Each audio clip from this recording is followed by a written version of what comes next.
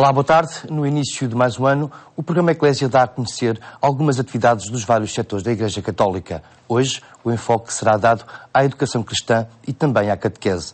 Para tal, convidamos o diácono Acácio Lopes, diretor do Secretariado Nacional de Educação Cristã, que nos falará dos grandes enfoques e também destas perspectivas da educação cristã. Desde já, o nosso obrigado pela sua presença. Perguntava-lhe, primeiro que nada, que grandes propostas é que o Secretariado tem para este ano de 2013? Primeiro, também, muito obrigado ao programa Eclésia por esta oportunidade e desejar um bom ano pessoal, do ponto de vista pessoal e também pastoral, a todos os nossos agentes educativos que estão no campo da educação cristã. Nós estamos a celebrar este ano ainda até outubro, até novembro, aliás, o ano da fé. E, portanto, o enfoque das grandes atividades que iremos desenvolver, quer no campo da catequese, quer no campo do ensino religioso escolar, quer no âmbito das escolas católicas, digamos assim, os três grandes setores que estão integrados no Secretariado Nacional de Educação Cristã, irão celebrar, de facto, esta realidade eclesial universal, o ano da fé. Que termina, por acaso, em novembro de 2013. Exatamente. Digamos que, em termos para o exterior, a nossa Semana Nacional da Educação Cristã, que será de 30 de setembro a 6 de outubro, é focada nessa realidade do ano da fé. Terminará com as Jornadas Nacionais de Catequistas, em que essa temática estará de facto presente, será a preocupação. Isso é a área da catequese concretamente, mas em relação à educação cristã, onde é que o enfoque será dado concretamente? Bom, a catequese faz parte da educação cristã, a educação moral e religiosa católica também, nas nossas escolas, e iniciaremos praticamente este ano 2013, já no final deste mês, com um fórum de formação de professores em Fátima, em que a temática também é a mesma. É descobrir a solidez da fé, testemunho e missão do professor de educação moral e religiosa católica. As próprias jornadas de catequistas, o Encontro Nacional de Catequese, que vai ser realizado em março, também andará à volta desta temática. Será expressões da beleza da fé. Será em Leiria e Fátima que realizaremos. A fé tem mesmo beleza? A fé é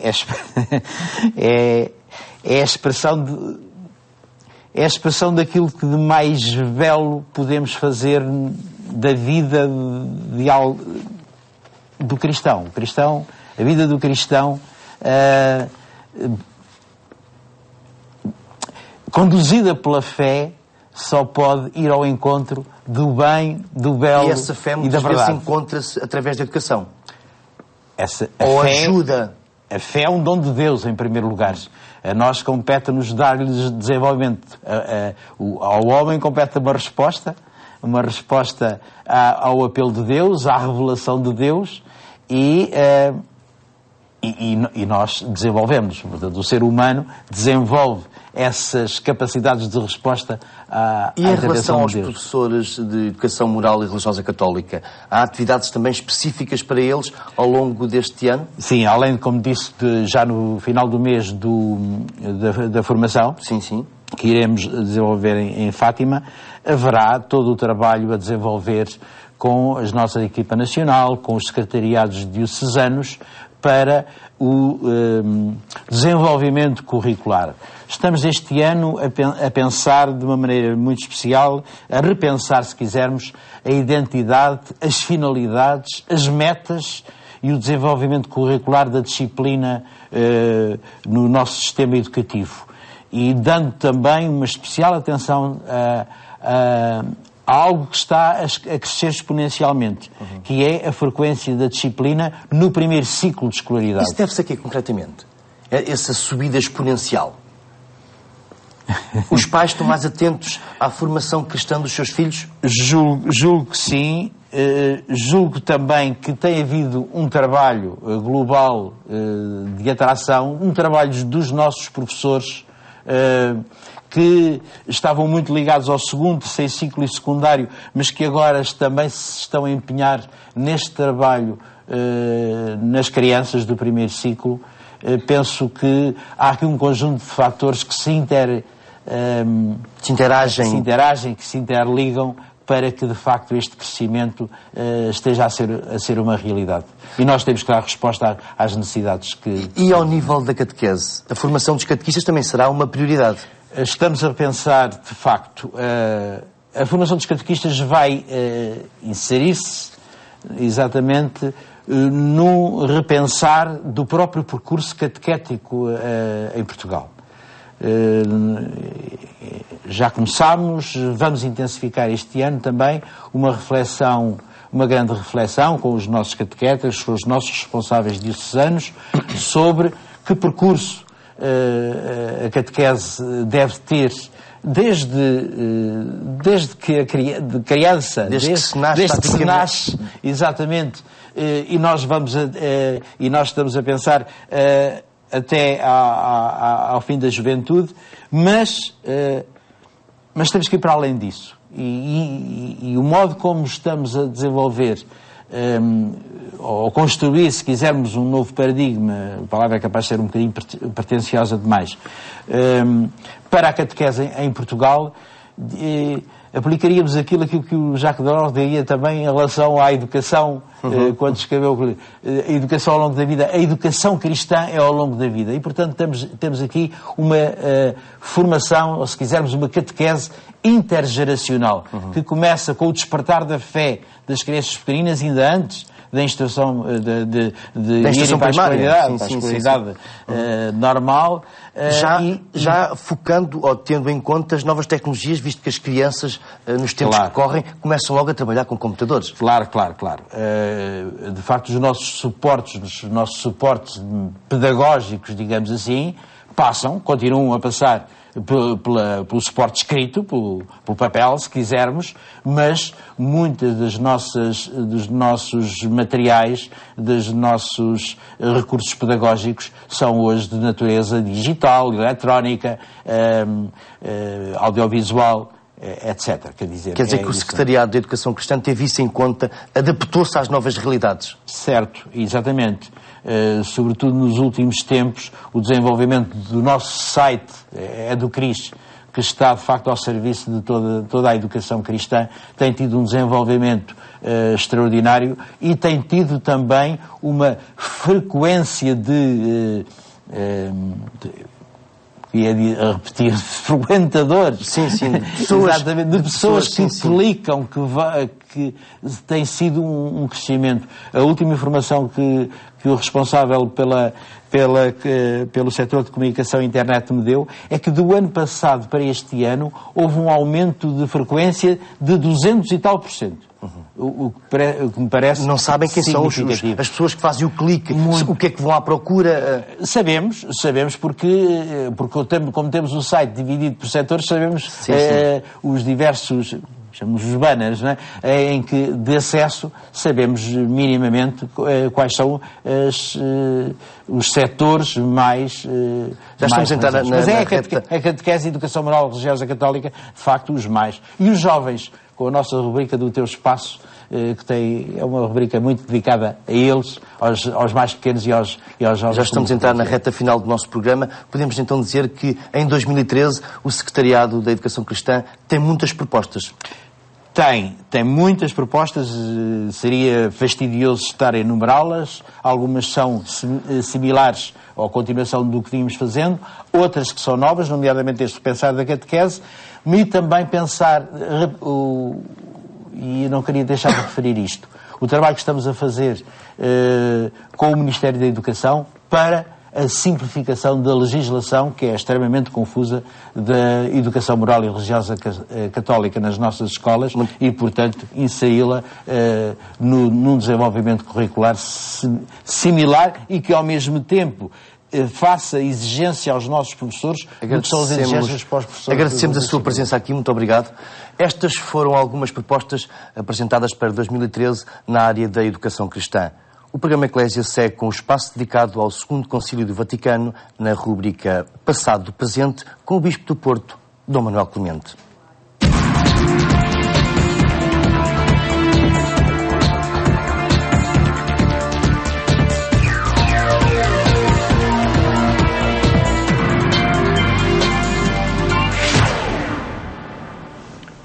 Retomamos olhares à história, no caso à história do Concílio Ecuménico Vaticano II, nesta rubrica O Passado do Presente, contem cada semana com o Sr. Manuel Clemente. Muito obrigado por estarmos mais connosco e muito boa tarde.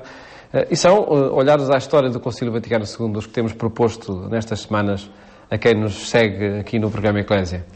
E agora vamos ter nestes 4 programas, a começar daqui, nos documentos fundamentais do Concílio, mais do que nos documentos, nos temas fundamentais do Concílio e da sua contribuição para a vida da Igreja, para a maneira de estarmos, quer nas nossas comunidades, quer depois nos projetarmos evangelicamente na sociedade.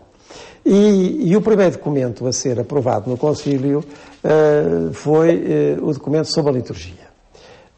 Não admira, porque o movimento litúrgico que já provinha do século XIX, esta renovação da liturgia nas suas fontes reencontradas, concretamente da Igreja Antiga, da chamada Grande Igreja dos séculos III, IV, V, enfim, isso já vinha, como digo, de trás, e já no tempo do Papa Pio X, até com a antecipação da comunhão das crianças e a devoção eucarística, depois no tempo do Papa Pio XII, por exemplo, com a reposição da Vigília Pascal, que era central no cristianismo antigo e que volta, e outros momentos e documentos, encíclicas até, tudo isso já de alguma maneira preparava os espíritos para a renovação da liturgia. E daí que seja precisamente o documento mais consensual e imediato. O dossiê estava mais avançado. Sim, e porque não foi assim com todos, e até foi uma exceção. Ou seja, na fase preparatória do Concílio, as comissões romanas tinham já feito uma série de documentos, ou de rascunhos, se quisermos chamar assim, que seriam rapidamente aprovados. O que é certo é que tudo isso, ou praticamente tudo isso, é posto de lado logo nas primeiras sessões, e por vontade da maioria dos padres conciliares, portanto dos bispos presentes, e com plena anuência do Papa João XXIII, quase que se recomeça, portanto, a eleição dos membros das comissões, a revisão desses documentos, a refeitura de uns e feitura de outros, quase de princípio, portanto, é uma obra muito original do Vaticano II. Mas esta Constituição Sacrosanctum Concilium, que sairá sobre a liturgia e que é, digamos, o primeiro grande documento a ser aprovado, foi porque já estava muito trabalhado por esses momentos da reforma litúrgica do século XIX para o século XX. Eu peço ao Paulo para ler mais um trecho de Alderigo a este propósito. De 22 de outubro a 13 de novembro de 1962, a Assembleia discutiu a reforma litúrgica, Sacrosanctum Concilium. As votações sobre o conjunto do esquema e sobre cada um dos capítulos registaram sempre uma grande maioria a favor. A adoção do vernáculo, pelo menos em algumas partes da liturgia, era a inovação mais vistosa, se não a mais importante. Tratava-se de uma maneira de restabelecer o contacto com o povo, propondo uma mensagem evangélica de maneira compreensível. Durante a discussão vieram à tona dados relevantes, há tempos deixados de lado. A Igreja local retomava a centralidade como autêntica comunidade cristã, na qual a profissão de fé supera o âmbito individual, para se tornar ato comunitário em volta do altar do bispo, cuja figura readquire a dimensão de autêntico sucessor dos apóstolos.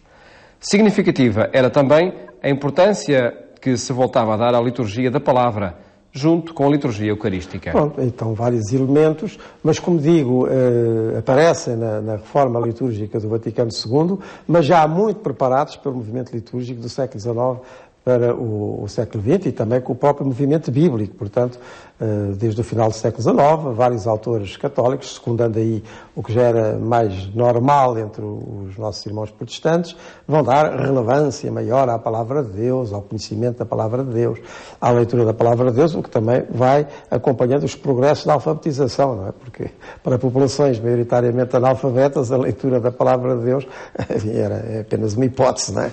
Muito remota. Enfim, escutar sim, mas ler, na medida em que aprendessem a ler.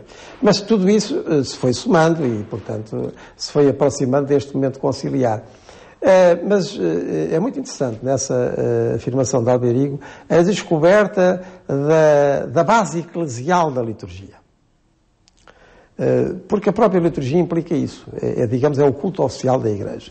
A liturgia não é a simples devoção particular. Cada um de nós tem, naturalmente, a sua devoção, a sua sensibilidade, esta ou aquela prática que está mais no gosto, a que se aplica mais. A liturgia não é isso. A liturgia é o culto oficial da Igreja. E esse culto oficial da Igreja tem, por isso, uma base, digamos assim, na Igreja particular ou na Igreja local, onde a Igreja Universal se realiza. Não é? A Igreja Universal, ou católica, realiza-se em cada igreja particular, à volta de um sucessor dos apóstolos, que está ligado aos outros sucessores dos apóstolos, outros bispos, e muito ligado ao sucessor do apóstolo Pedro, o Papa de Roma. Mas é nessa igreja particular que a realização, digamos assim, do seu dia-a-dia acontece, e também da sua liturgia, claro, com momentos especiais, a começar pelo Tríduo Pascal, depois pelos domingos de cada ano, e mais uma vez se reencontra aquela que tinha sido a prática litúrgica e eclesial dos primeiros séculos cristãos. Enfim, se nós lemos, por exemplo, as cartas de Inácio de Antioquia, que são fundamentais, portanto, de um bispo da Síria, que vem até Roma no princípio do século II, lá se dizem coisas como esta, não é? Nenhuma liturgia seja válida, senão a que seja presidida pelo bispo, com o seu presbitério. Esta ideia de que a Igreja se reúne em torno do seu bispo, com os seus presbíteros, com os seus diáconos, com os outros ministros do culto, o povo inteiro, e aí mesmo ela encontra a sua verdade, também orante em relação a Deus, em ação de graças, e mutuamente. Bem, isso é básico, e depois em toda a Igreja Antiga é assim. O que nós temos das fontes litúrgicas do século II, III, IV, V, é geralmente episcopal. Portanto. E esta redescoberta da liturgia como o culto comunitário oficial da Igreja volta no Vaticano II com muita força. E por isso também aquilo que é próprio do primeiro momento dessa mesma liturgia, que é a escuta da palavra de Deus. Tudo quanto há na Igreja é a resposta àquilo que Deus dá e àquilo que Deus diz. Não é? E por isso o lugar da palavra, a compreensão da palavra de Deus, daí o vernáculo, portanto a língua própria de cada país, para que essa palavra seja entendida e depois explicada e aplicada pela homilia, e então a seguir a grande Eucaristia com essas orações eucarísticas, também chamadas cânones ou anáforas, que além do cânon romano, que era o mais utilizado, vão também às origens da Igreja. Por exemplo, a anáfora ou o cânon segundo é tirado de textos litúrgicos de Roma do século III, não é? Da tradição de Santo Hipólito, etc. Portanto, tudo isto que renova a liturgia, renova a Igreja na sua própria compreensão, digamos, íntima e orante, não é? Daí que enfim, os ritos mais simplificados, sem todos aqueles acrescentos em que a Idade Média foi pródiga, e que permitam uma maior compreensão em cada liturgia àqueles que nela participam do que a Igreja é, do que a Igreja faz, como a Igreja reza e como a Igreja se quer. E do que celebra também, e do próprio mistério. Com certeza, em cada celebração, e com uma grande prevalência do mistério pascal, ou seja, com uma compreensão de que em cada Páscoa e depois na Páscoa semanal de cada domingo, como em toda a liturgia, o que acontece à Igreja, ao conjunto dos batizados, é a participação nessa mesma Páscoa do Senhor. Portanto, partir do mundo para o Pai, para já de coração, de vida, e levar o mundo consigo. Nesta questão, e se calhar pode ajudar a clarificar alguns telespectadores, O retomar o latim em alguns momentos da missa significa o quê agora, neste momento? Mas mais recentemente? No nosso tempo, nas nossas celebrações, muitas vezes. O que pode acontecer, o que também nunca foi proibido e em muitos casos foi indicado, é que quando estamos de várias proveniências, de vários povos, de várias línguas, concretamente nós pertencemos à Igreja Latina, aquela que está mais diretamente ligada a Roma, pois utilizemos também uma linguagem tradicional e comum, que não seja a língua particular de cada um, mas que possa ser a língua de todos, não é? E é nesse sentido que o reforço de grandes celebrações, quer na Santa Sé, quer noutros pontos, com gente de vários lados, retomando algumas formas de uma língua comum, pode ser conveniente, não é? Mas é apenas esse o significado que tem, não tem outro. Acontece a propósito deste documento do Concílio. Veremos então, 2 a 8 dias, outro documento também significativo para a história do Concílio Ecuménico Vaticano II, que temos estado a apresentar nesta rubrica O Passado do Presente.